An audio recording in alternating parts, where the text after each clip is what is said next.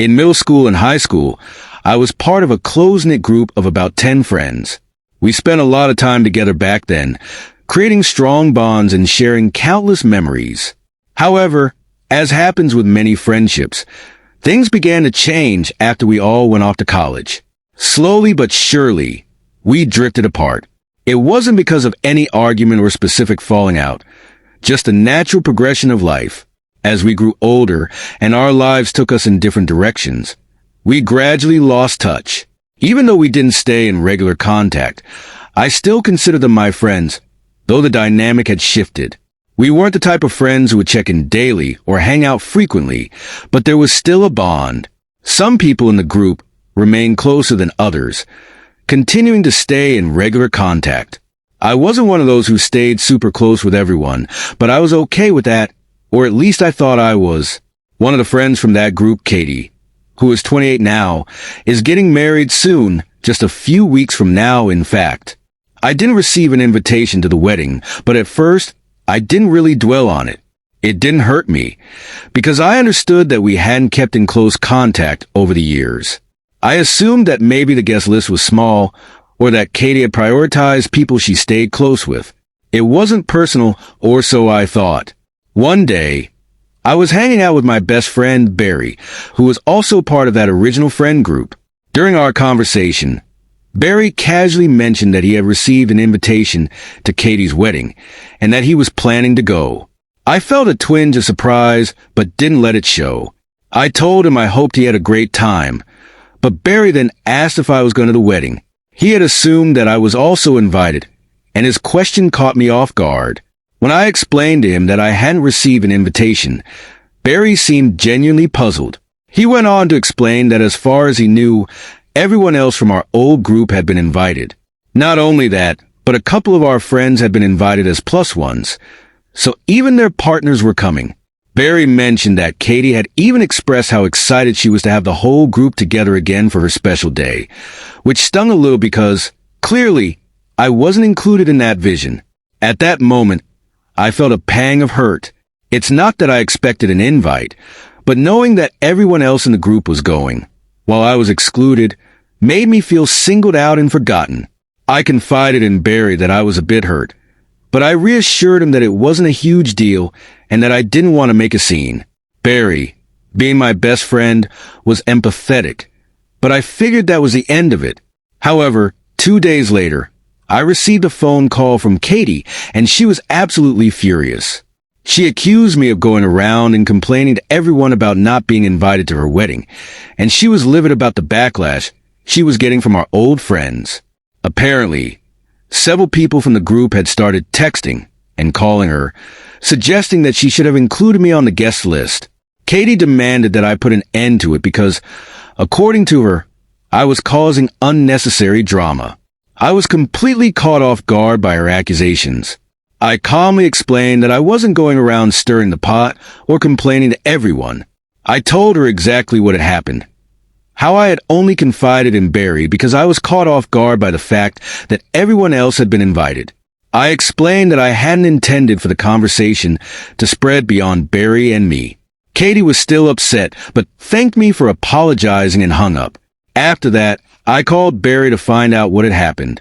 Barry admitted that he felt bad for me when I told him I wasn't invited, and wanted to ask around to see if anyone else knew why I had been excluded. His intention wasn't to cause drama, but somehow the conversation spiraled. Other people in the group started talking about it, and before long, everyone was questioning why I hadn't been invited. That eventually led to several people confronting Katie, which, of course, led to her angry phone call to me. Feeling guilty about how everything had escalated, I decided to take matters into my own hands and try to fix the situation. I created a Facebook group chat with the rest of our old friends, politely asking them to stop bringing up the wedding and leave Katie alone. I explained that I had simply been caught off guard and vented to Barry in a moment of vulnerability, but I hadn't intended for the conversation to become a group-wide discussion. They all seemed understanding and apologized, agreeing to leave the issue alone. I thought that would be the end of it, but yesterday, Katie made a public post on Facebook. Without directly naming me, she ranted about how someone was creating drama about not being invited to her wedding. She went on to say that she had hired security for her wedding and had even passed around a photo of me to make sure I didn't try to crash the event. Reading this post was absolutely heartbreaking. I would never dream of crashing her wedding or causing any sort of scene, but now she was treating me like I was some kind of threat. To make matters worse, the comments under her post weren't as supportive as Katie probably hoped. Many people were calling her out for being over the top and unnecessarily dramatic.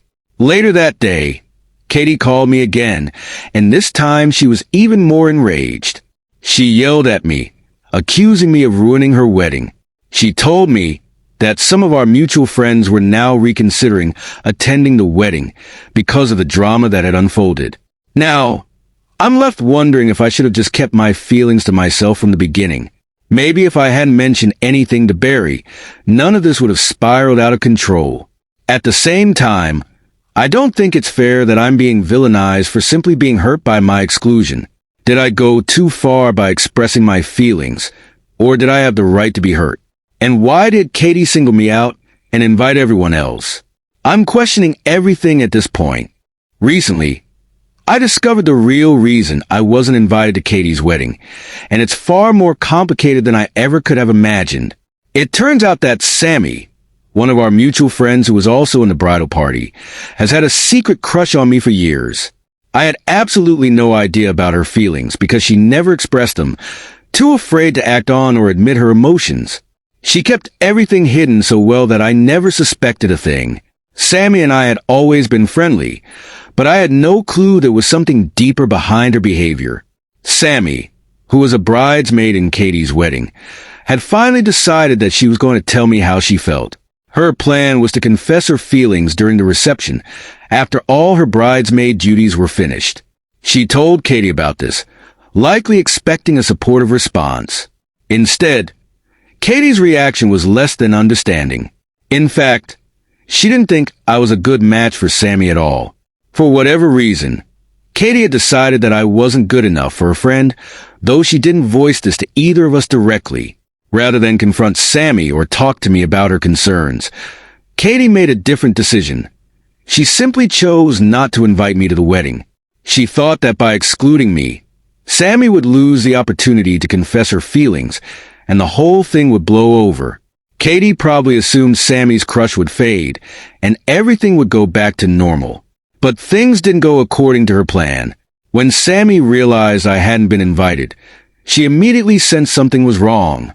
Sammy was smart and knew Katie well enough to figure out that there was no logical reason for my exclusion other than Katie trying to prevent her from acting on her feelings. Furious, Sammy confronted Katie, asking why I had been left off the guest list. Katie tried to justify her decision, but Sammy wasn't having any of it. She felt deeply betrayed by Katie's actions. Not just because Katie had interfered with her plans to talk to me, but because Katie had taken it upon herself to manipulate the situation without considering her feelings. This led Sammy to question whether she even wanted to remain in the bridal party at all. She was so upset that she was on the verge of quitting, feeling that Katie had crossed a line by sabotaging her personal life. Katie, of course, was livid that things had escalated to this point. Instead of taking responsibility, she lashed out at me. Katie called me out of nowhere, angry and defensive, trying to justify her actions. She gave me a convoluted explanation about why I wasn't invited, but her argument was weak and didn't really make sense. I could tell there was more going on beneath the surface, but I didn't push her too much at that point. Not long after this, Sammy made the decision to step down from the bridal party entirely. She couldn't in good conscience support Katie after what she had done. This only made Katie angrier, and she called me again, this time even more upset. She blamed me for causing drama and accused me of ruining her wedding plans, which was ironic because I hadn't even been invited. Then, Sammy reached out to me directly. She explained everything, apologizing for the chaos that had unfolded. She felt bad for how Katie had treated me and wanted to make it right. That's when she surprised me by asking if I wanted to go out for dinner, on the night of Katie's wedding, no less. It was her idea, and while it did seem a bit petty to go on a date the same night as the wedding, given the situation, it also felt like the perfect way to move past the whole ordeal. So, I accepted. Sammy even joked about wearing her bridesmaid dress to our date. She had already bought it, loved the color, and said she looked amazing in it. While I thought it might be a little too provocative, almost like we were rubbing salt in Katie's wounds, Sammy was adamant that Katie deserved it after how she had behaved. I trusted her judgment and went along with it. In the meantime, Katie sent me a handwritten letter, apologizing for her actions and asking me to unblock her. She wanted to talk things over and heal the wounds she had caused, but I wasn't convinced it was genuine. Sammy was certain that Katie only wanted to smooth things over, so that I could convince the other friends who had dropped out of the wedding to come back. It seemed like Katie was more concerned with saving face than actually making amends.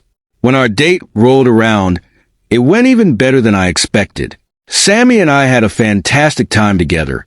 We ended up spending the night together, and the next day, we just hung out and enjoyed each other's company. It felt natural and exciting, like we were starting something fresh and new, unburdened by the past drama.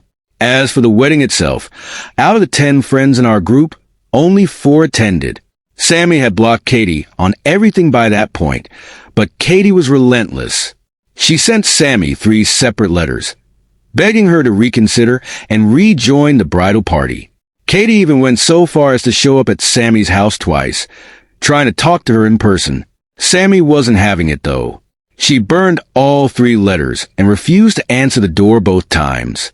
On the second visit, Sammy told Katie through the door that if she didn't leave, she would call the police. In response, Katie lost her temper, calling Sammy an ungrateful skank before storming off. While Katie's wedding was happening, the few friends who still attended were keeping Sammy and me updated in our group chat. Apparently, Katie had replaced Sammy in the bridal party with one of her cousins, but the replacement dress didn't even match the others. Despite everything, it seemed like Katie was enjoying herself at the wedding, or at least she was putting on a brave face for the event. Sammy speculated that Katie might have been pretending to be happy, but at that point, I didn't really care. I was just relieved that the whole ordeal was finally over. In the end, I'm glad things turned out the way they did. The drama with Katie is behind me now, and Sammy and I are moving forward, starting something new and exciting together. It feels like a fresh start, and I'm eager to see where things go from here.